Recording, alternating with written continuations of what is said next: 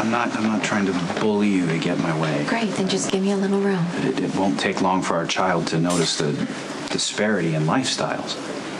I think I'm perfectly capable of giving this child a happy home. Of course you are. Here's my point. Let's say you don't take child support. When the baby comes to visit my home, he or she will have access to opportunities and privileges that Cam and Jake don't. I mean, that sort of inequality can cause what? It can cause a lot of strain in a family. Look what happened with me and Lucky. Well, that goes beyond money. True, but money did play a part. I'm sure Lucky would have a different opinion on that subject, but for me, I always felt this underlying resentment. I mean, how many times did I try to share with my brother, only to be accused of patronizing? I will not allow my children to be pulled into a Spencer-Castine feud. Elizabeth, part of that feud is and always has been class warfare. If you think Cameron and Jake are going to grow up to resent this baby, you need to understand that I am going to raise my children, all of them, with enough love so they can see past whatever differences they may have. Okay, all I'm asking is that you give it some honest thought, okay? I just hired Brooke to sing in the restaurant. And until she finds a place to live, she has a room here. Oh, nonsense. We Quartermains take care of our own. Besides, you have your hands full with Michael being dragged off to jail. What a travesty of justice that was. Michael is holding up okay, and Jason's in there with him. Will you tell that boy that I'm doing everything in my power to have that ludicrous decision overturned? And as for you, young lady, you don't have to get a job. Now, I know that your trust fund is still frozen, but I'm willing to offer you a very reasonable allowance. Oh, could you also float me a loan? Name the amount. Of course, the release of these funds is contingent on your staying with our family and enrolling full-time in courses at Port Charles University. You want me to go back to school? Well, of course, you have to finish your education. You know, I wish you'd take business courses, but if you insist on communication... I think it sounds like a great idea. I do. I mean, 4 years of classes, textbooks, lab work. And if you live at the big mansion, Grandma Tracy can fuss all over you.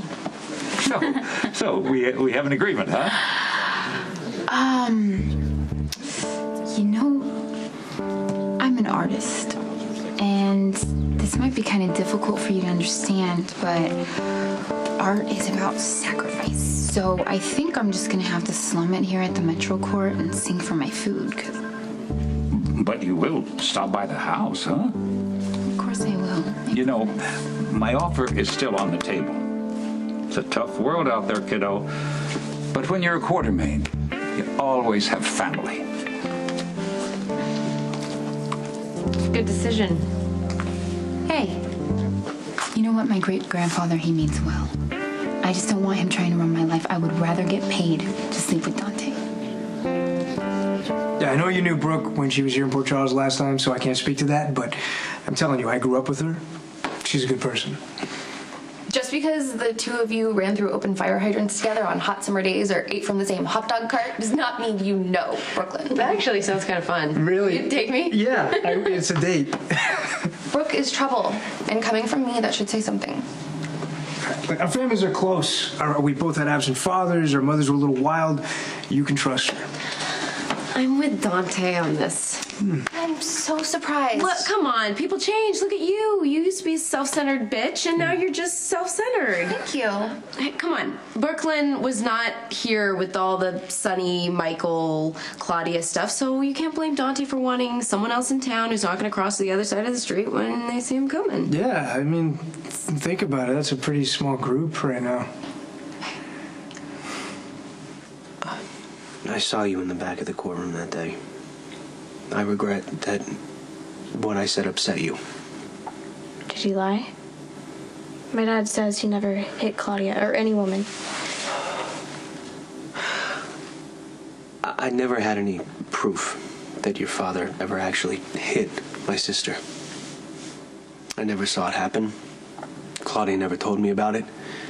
However, there were many times I was over there and I saw Sonny manhandle Claudia. Sometimes there would be even bruises up and down her arms from where he grabbed her. In his words, Claudia would flinch from Sonny's words as if they were fists. You know, sometimes it's not the actual physical abuse that inflicts the most damage. Sometimes it's the words. Sonny called Claudia a whore all the time, told her every day that she was nothing.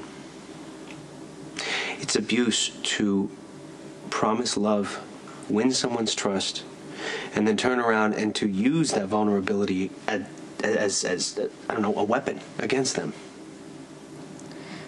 I know she was your sister, but she did get Michael shot. She wasn't a nice person. Okay. But that does not make it okay, the way Sonny treated her.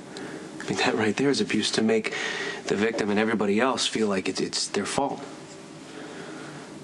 Now, you said that I hate your father. And there's really no denying that.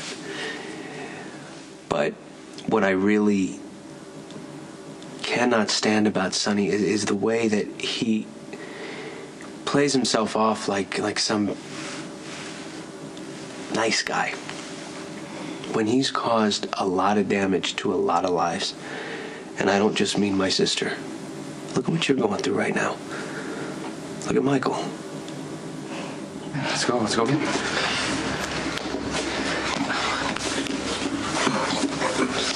Good, it's good. Work the elbow again.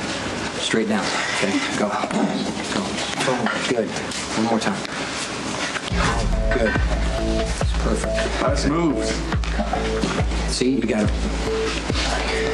Yeah, it's good to learn how to take care of yourself. This place, you never know who's got your back.